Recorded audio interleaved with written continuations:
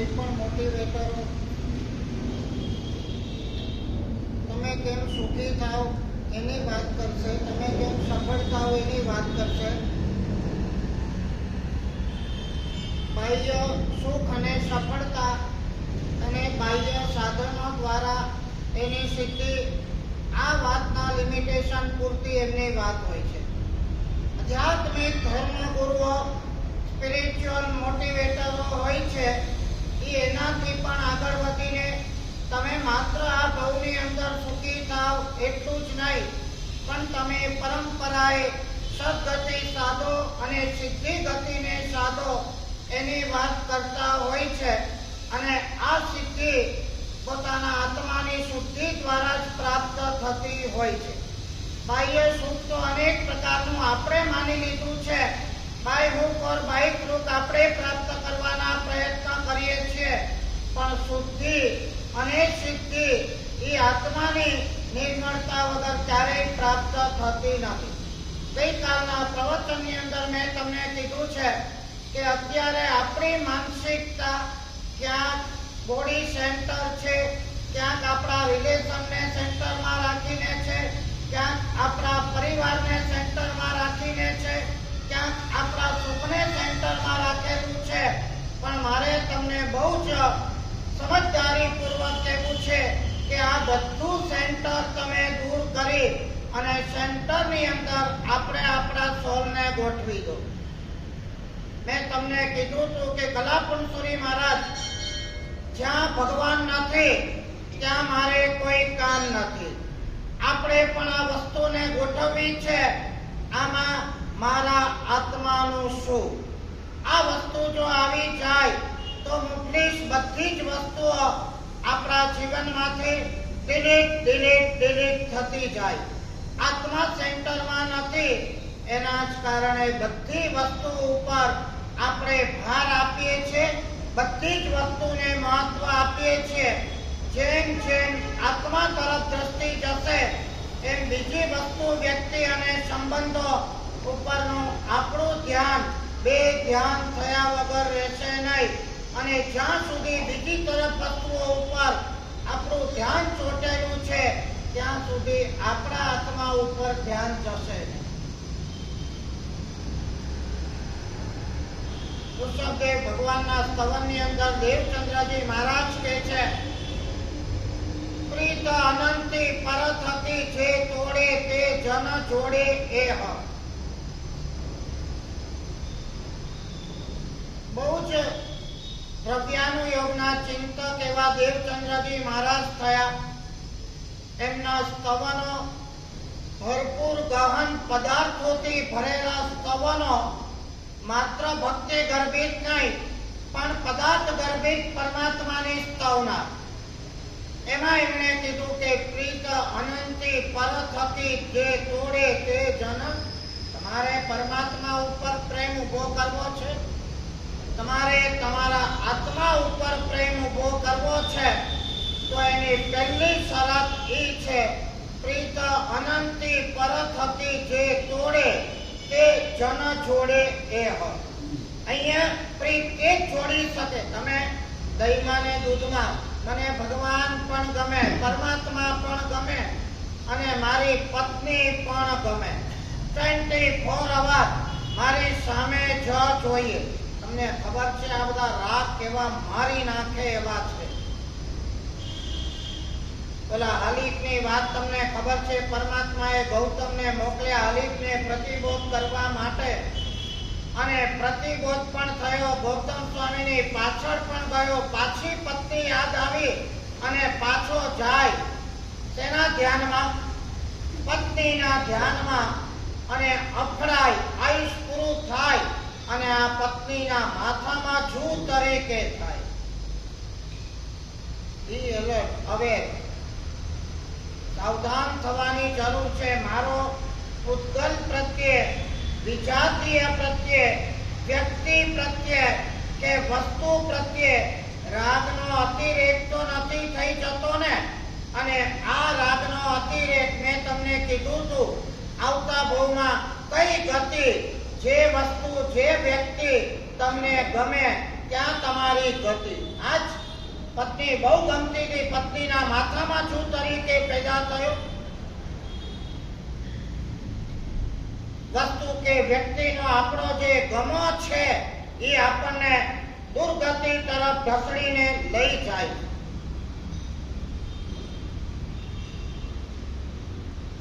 એક વસ્તુ આપણે નક્કી કરી, ચલો ઓકે, મારા સાહેબ કે છે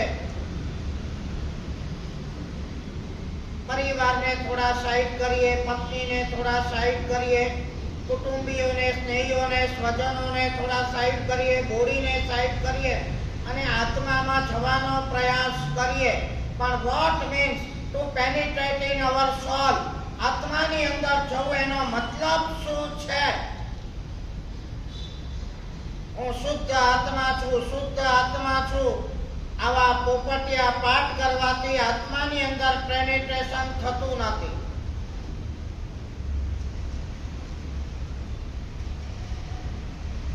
પદ્માસન લગાવીને ખૂણામાં બેસી જવાથી હું શુદ્ધ આત્મા છું. આવું ધ્યાન લગાવવાથી પણ આત્માની અંદર પેનિટ્રેશન એટલે અંદરના ભીતરમાં જવાનું થતું નથી. આ એક થોડી સુફિયાની વાતો છે. આત્માની અંદર જવું એટલે શું?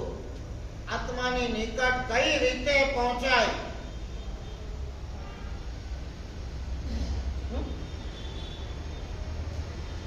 ભાઈ, આત્મા રૂપી છે કે અરૂપી છે? આત્માનો કલર કેવો છે? એમ કહો તો ખરા.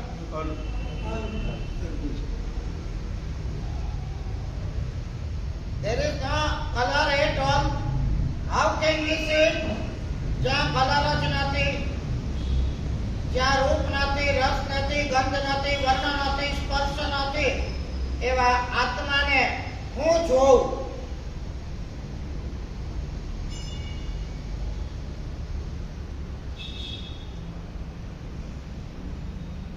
સદગુણોની સાધનાથી આત્માની નિકટ પહોંચાય છે. સાંભળજો હા વાત. અને સદગુણોની સાધના વ્યવહારિક સાધનાથી થાય. એમ બી કરશો ને, વ્યવહારિક સાધના. આ વ્યવહારિક સાધનાથી એક સરસ મજાના સદગુણોના સર્જન થાય. કોઈ પણ વ્યવહારિક સાધના આંતરિક સદગુણો અને આંતરિક શુદ્ધિ ઊભી કરવા માટે જ છે. તેની માટે સાધના કોઈ પણ હોય, સ્વાધ્યાયની હોય, ભક્તિની હોય, તપની હોય, ત્યાગની હોય, પરમાત્મા ભક્તિની હોય, સાધુ ભક્તિની હોય, અનુષ્ઠાનની હોય, સાધના કોઈ પણ હોય, આપણો ટાર્ગેટ, ડેસ્ટિનેશન, ગોલ એક જ હોય. આના દ્વારા મારે સદગુણોનું સર્જન અને એના દ્વારા શુદ્ધિનું સર્જન થવું જોઈએ. જે સાધના સદગુણો કે શુદ્ધિના સર્જન કરી ના આપે, એ સાધના હકીકતની અંદર સાધના ભાસ છે, એટલે બાહ્ય સાધના છે. અંદર ફીલ થવું જોઈએ કે મારામાં કંઈક દુર્ગુણો હતા, એ દૂર થયા, અને સદગુણો હતા એનું કંઈક સર્જન થયું. આવું કોઈક ફિલિંગ, અનુભૂતિ થાય તો એ સાધનાની સાર્થકતા છે.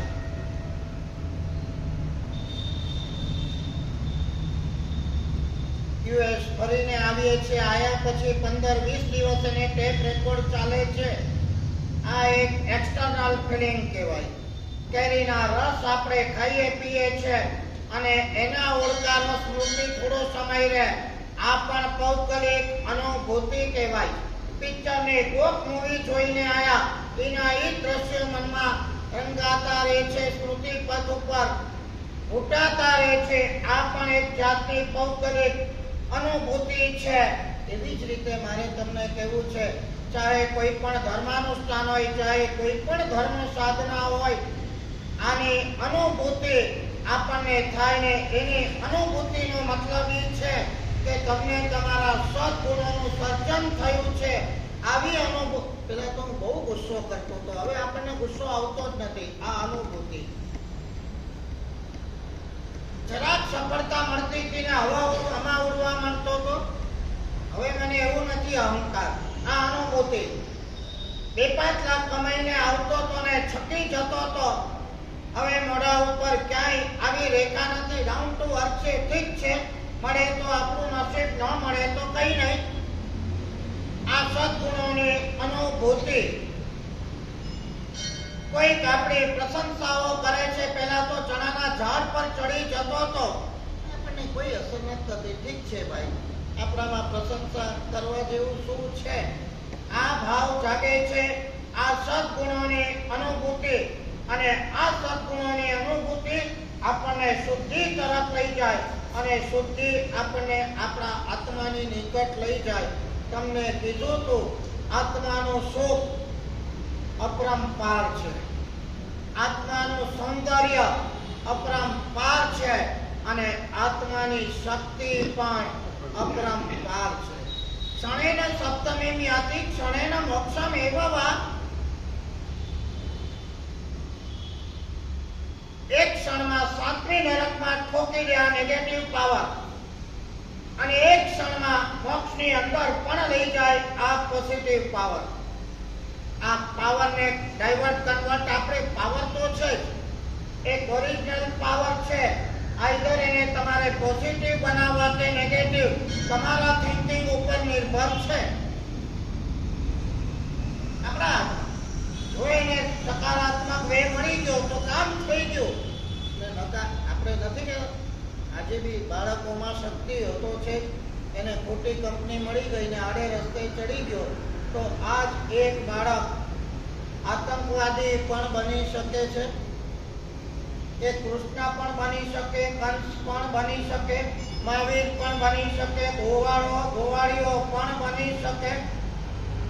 બધી જ ઓરિજિનલિટી આપણામાં છે. કઈ રીતે રસ્તો આપણે આપીએ છીએ આપણા ઉપર.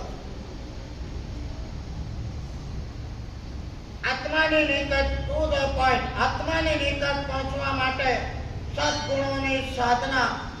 અને આ સદગુણોમાં સૌથી વધારે વ્યવહારિક ઉચ્ચ કોટીનો સદગુણ હોય ને તો એનું નામ છે પ્રેમ. શું છે? હું તમને કહું કે પ્રેમ કરવો જોઈએ એટલે તમે મારા વાક્યનો કેવો અર્થ કરો? મારા સાહેબ પ્રેમ કરવાની વાત કરે, ખુલાસો કરી દો. શાસ્ત્રકાર ભગવંતોએ પ્રેમ કરવાની ક્યાંય ના પાડી નથી, સ્નેહ કરવાની ક્યાંય ના પાડી નથી, લાગણી રાખવાની ક્યાંય ના પાડી નથી. ના ક્યાં પાડી છે? રાગ કરવાની ના પાડી છે, મોહ કરવાની ના પાડી છે, આસક્તિ કરવાની ના પાડી છે, મમત્વ કરવાની ના પાડી છે. પ્રેમ શબ્દને આપણે વિકૃત કરી નાખ્યો છે એટલે વાત જુદી છે. સાધુપણાની વ્યાખ્યા કરતા પણ કીધું છે, સર્વ જીવને પરિણામો સાધુતા. એક વાત સમજી રાખજો, સાધના કરતા પણ સ્નેહ ચડે છે અને સાધના કરતા પણ પ્રેમ ચડે છે. સો આંબેલ તમે કરતા હો ને ઘરમાં ઝઘડતા હો, વહુની સાથે, સાસુની સાથે, દીકરા દીકરીની સાથે બેફામ અપશબ્દો બોલતા હો, તો આ તમારી સાધના નહીં, પ્રેમ ચડે છે. અને આજે સૌથી વધારે તકલીફ દુઃખની વાત છે, માણસ પાસે બધું છે, નથી પ્રેમ કે નથી શાંતિ. ગઈકાલે મેં કીધું નતું, અમારા ગુરુ મહારાજ પ્રેમસુરી મહારાજના અંતરમાં પ્રેમ હિલોડા લેતો હતો. અમારા જયગોસુરી મહારાજના અંતરમાં પ્રેમ હિલોડા લેતો હતો. માત્ર બોલવા માત્રથી નથી બોલતો, હજારો હજારો હજારો સાધુ સાધ્વી શ્રાવક શ્રાવિકાઓની આલોચના આ જયગોસુરી મહારાજે આપી. હજારોના જીવનની કાળામાં કાળી કિતાબો એમની સામે આવી, પણ એ વ્યક્તિ જ્યારે નજર સામે આવે ને ત્યારે એના માટેનો એક વિચાર નેગેટિવ ન હોય, પ્રેમનો ધોધ જ ઉછળતો હોય. આ પ્રેમની પરાકાષ્ઠા છે.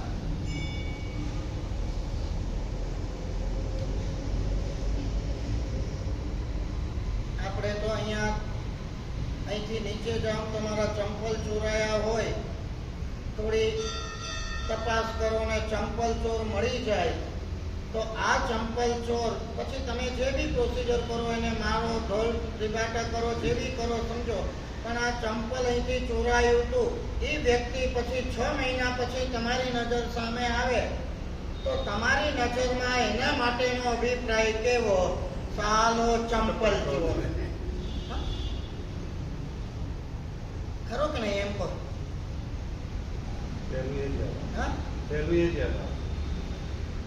સાધનાની ભૂમિકા આપણી પાસે નથી. આપણા દોષો આપણને યાદ રહેતા નથી, પહાડ જેવા પણ, અને બીજાના દોષોને આપણે ભૂલી શકતા નથી. આધ્યાત્મિક જીવનમાં પ્રવેશવાની આ લાયકાત નથી. શું કમ્પેર તો કરો? હજારોના જીવનની કાળી કિતાબ અને અમારા જેવા આચાર્યોના જીવનની, જયઘોષ મહારાજ પાસે અમારા ગુરુદેવ જેવા, ચંદ્રશેખર વિજય મહારાજ જેવા પણ આલોચના લેતા હતા અને કહેતા હતા અમારા આ આલોચના પ્રાયશ્ચિત દાતા ગુરુ છે, અને એને લઈને જ્યાં મળે ત્યારે આંખમાં અરે અમારી ધુલાઈ કરી નાખે છે, અમારી શુદ્ધિ કરે છે, અને આખી દુનિયામાં 10-10, 15-15 હજાર માણસને સ્પીચ ડિલિવર કરનારા એવા ચંદ્રશેખર વિજય મહારાજ પણ અંદરથી ક્યાં ભૂલ ચૂક થઈ ગઈ હોય, દુનિયાને બતાવી કહી ન શકાય, પણ એ લોકો પણ પ્રાયશ્ચિત શુદ્ધ થવા માટે જયઘોષસુરી મહારાજનું શરણું લેતા હતા. ન કહી શકાય એવા થયેલા પાપોને એમની પાસે પ્રગટ કરતા હતા, અને જયઘોષસુરી મહારાજ એમનો પ્રેમ એમના ઉપર અપરંપાર છલકતો હતો. જીવોને તમે ભૂતકાળના પ્રસંગો ઉપરથી યાદ નહીં રાખી શકો તો જ તમે એને ન્યાય આપી શકશો. બહુ મહત્વની વાત છે મારી.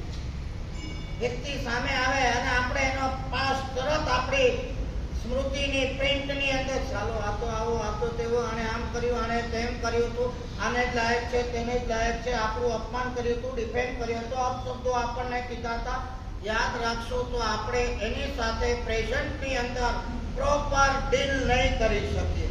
વ્યક્તિ એક વખત જે વ્યવહાર કર્યો છે એ વ્યવહાર કોઈ કાયમ માટે નથી કરવાનો, પણ આપણી માનસિકતા એવી છે કે બસ એક વખત થયો એટલે આપણે સિક્કો મારી દીધો કે આ આવો જ છે. પ્રેમ જ્યારે છલકતો હોય, અંગ્રેજીમાં કહેવત છે, when love is thick, fault is thin, and fault is thin, love is thick. જ્યારે પ્રેમ તમારો વહેતો હોય છે ત્યારે તમને કોઈનામાં કોઈ પણ દોષના દર્શન ક્યારેય થતા નથી, પણ જ્યારે તમારામાં પ્રેમ પાતળો થાય છે ત્યારે બધામાં દોષના દર્શન ન હોય તો પણ થાય છે.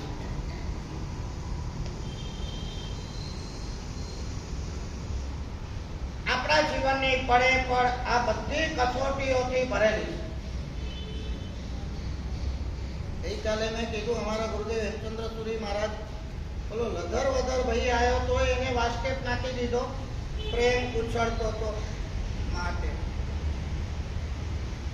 આવી જ એક બીજી ઘટના ઘટી હતી. એક દાદા એની પોતરીને લઈને સાહેબને વંદન કરવા આવ્યા આંબાવાડીમાં.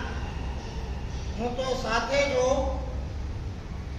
સાહેબની આ જ પોઝિશન, સુતેલા હતા, રોગોથી ઘેરાયેલા હતા, વીકનેસ હતી, ડોક્ટરની ઇન્સ્ટ્રક્શન હતી ક્યાંય કોઈ ઇન્ફેક્શન લાગી ન જાય એની તકેદારી રાખજો, કોઈને અંદર આવવા દેતા નહીં, બધી જ વાત હતી. પણ બધી વાત કોઈ બધાને ખબર નથી હોતી. એક દાદા એની પોતરીને લઈને આવ્યા.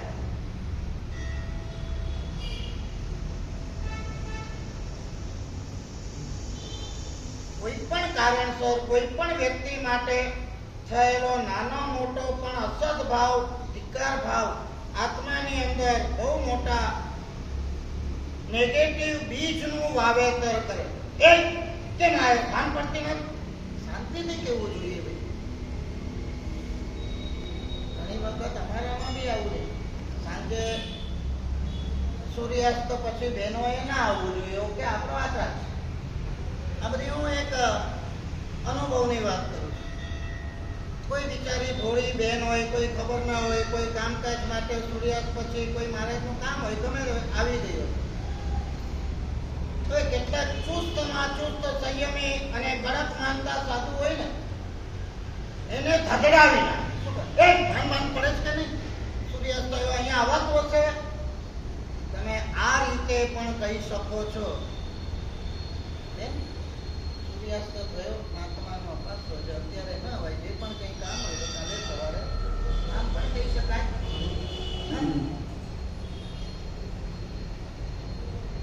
વાત સાચી છે, એકની એક છે, પણ કહેવાની પણ કોઈ રીત હોય છે. તમે સત્ય માટે, સંયમ માટે, શુદ્ધિ માટે, આચાર માટે પણ કોકને ગધડાવો છો, એ જ મોટું અસંયમ છે.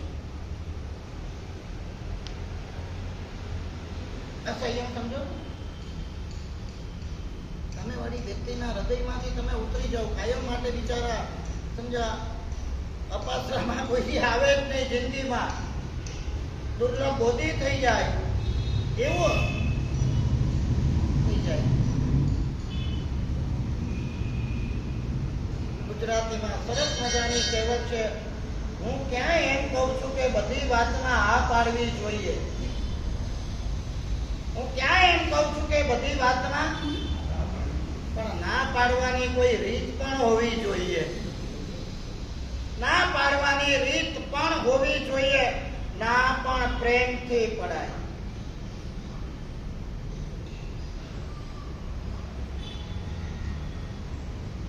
કોટેશન લખો બદલ આવો તો નોટ. સંયમ અને સાધના કરતા પણ સ્નેહ ચડે છે, પ્રેમ ચડે છે. સાધના ઓછી વ્યક્તિ ચાલે, પણ કોઈની સાથે કચકચ, કકડાટ, ઉકળાટ, બોલાચાલી, ખટપટ અને મન મોટાઓ, અપશબ્દો, મતભેદ, મનભેદ, આ બધું તો ન જ ચાલે. સમજો છો કે નહીં? જીવો ને યાર, શાંતિથી જીવો ને, જીવવા દો બધા. આ અમારા ગુરુ મહારાજની સ્થિતિ હતી, બધાને બધી ખબર ન હોય. દાદા પોતરીને લઈને આવી ગયા, મોટા માણસ સાહેબ છે, વાસ્કેપ નાખી આપે પોતરીને. વાસ્કેપ થી સારું, વાસ્કેપ નાખવા આયા.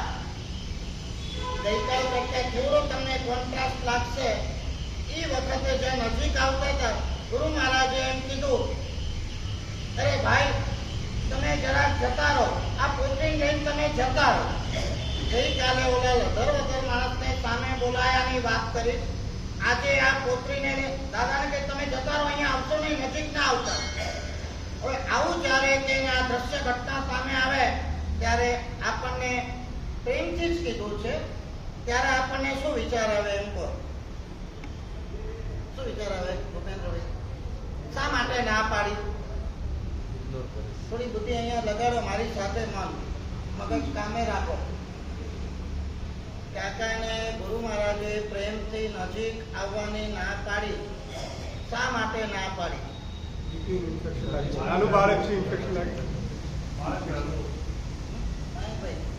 કોઈ શાસ્ત્રના પ્રશ્નો નથી, વ્યવહારના છે. બાળક નાનું છે, એને પણ ઇન્ફેક્શન લાગી. બાળકને ઇન્ફેક્શન આવે. અરે વાહ.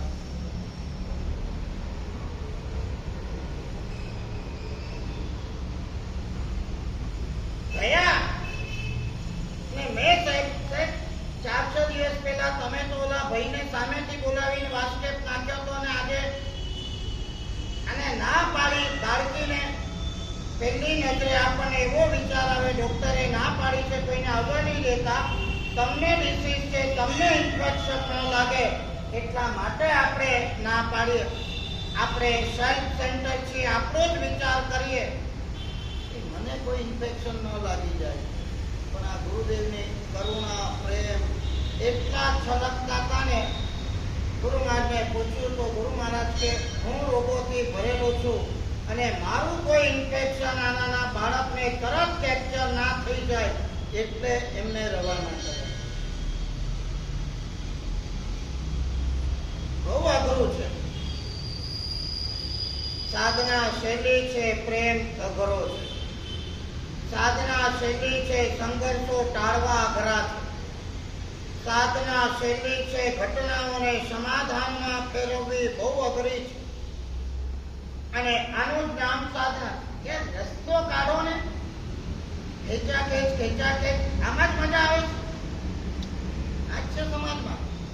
ઉપરથી નીચે સુધી લઈ લો, ખુરશીની ગેમ હોય કે અહંકારની ગેમ હોય, બસ તે મને આમ કીધું ને હવે નહીં જોઈએ, પછી ગમે તેટલું એની પાછળ નુકસાન થાય તો વેર કરવા ઓકે. શું છે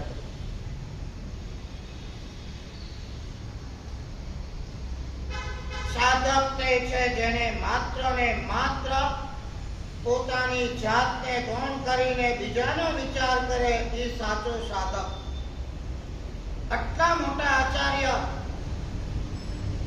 આટલા શાસ્ત્રોના અધ્યયન પછીનો અર્થ આ હતો, મારું ઇન્ફેક્શન એમને ન લાગી જાય,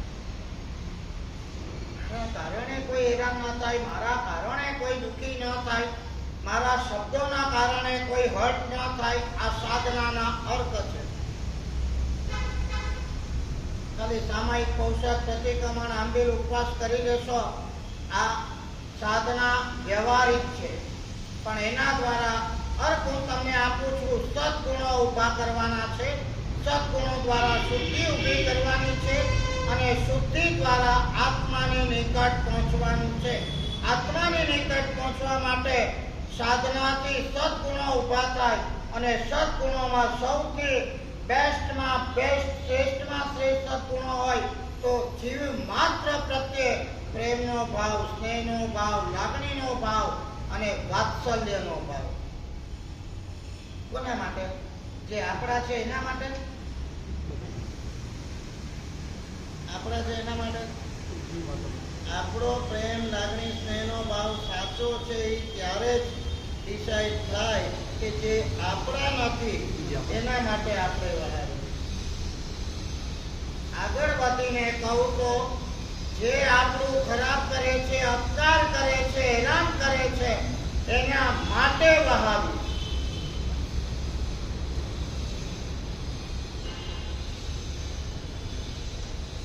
સકલારત કર્યું છે કે નહીં? કૃપા પરાગ હેતી જને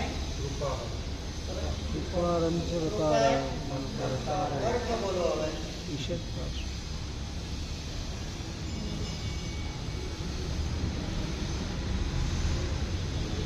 એક રાતમાં 20 ઉત્તર કરીને સંગમ જ્યારે જાય, ફેલ થઈને જાય, અને એ વખતે ભગવાનની આંખમાં આવો મરણાંત કષ્ટો આપે, એના માટે બે શબ્દ આપણા માટે કોઈ ખરાબ બોલે ને તો આપણને મનમાં વિચાર આવી જાય, સાલાનો નખો જ વળજો, હેરાન થજો. અને આ મરણાંત કષ્ટો આપનાર માટે પણ ભગવાનને ખોટા વિચાર તો નથી આવતા. પણ અમારા ગુરુદેવ એટલી સરસ મજાના શબ્દો કહેતા હતા ને, આમ સંગમ જ્યારે જતો હતો ત્યારે ભગવાનની આંખમાં કરુણાના આંસુના બે બુંદ હતા. બિચારા એનું શું થશે?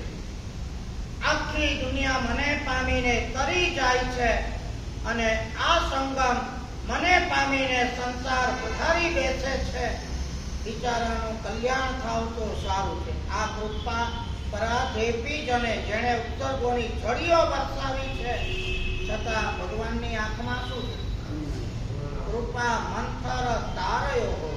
કૃપાથી ભગવાનના બે આંખો આમ નમી ગયા છે, કરુણાના બે બુંદ પડે છે.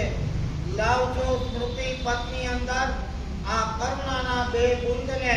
જ્યારે કોઈ આપણને ખરાબ શબ્દો અપમાનિત કરતા હોય ત્યારે ક્યાં મારા પરમાત્મા મહાવીર દેવ અને ક્યાં મારી ઘટિયા માનસિકતા? ધર્મગુરુઓ, ધર્મશાસ્ત્રો આ સમજાવે. દુનિયાના કોઈ ક્ષેત્રમાં આ ફિલોસોફી તમને નહીં મળે. ટીટ ફોર ટેટ, જેવા સાથે તેવા થાવ, જેવા સાથે તેવા જવાબ આપો. કોઈ એક મારે તો ચાર મારો. આ જ વાત દુનિયાનું ગણિત કહે છે, અને પરમાત્માનું ગણિત કહે છે. તમારો ખુરદો બોલાવનાર ઉપર પણ તમે કરુણાનો ધોધ જ વરસાવો. પરમાત્મા સાધનાના પ્રભાવથી ભગવાન થયા છે એવો એકાંત નથી, પણ પરમાત્મા પ્રેમ વરસાવવાના કારણે ભગવાન થયા છે એ એકાંત છે. સમજાયું ને? નક્કી કરવું કે સાંભળીને ખાલી ઉભા જ થવું છે. આવા પ્રેમ પદાર્થો ગમે તેવો આવી જાય, મારે કોઈના માટે અસદભાવ કરવો નથી, અપશબ્દો બોલવા નથી. હેરાન કરનારને પણ મારે પ્રેમથી નવડાવવો છે.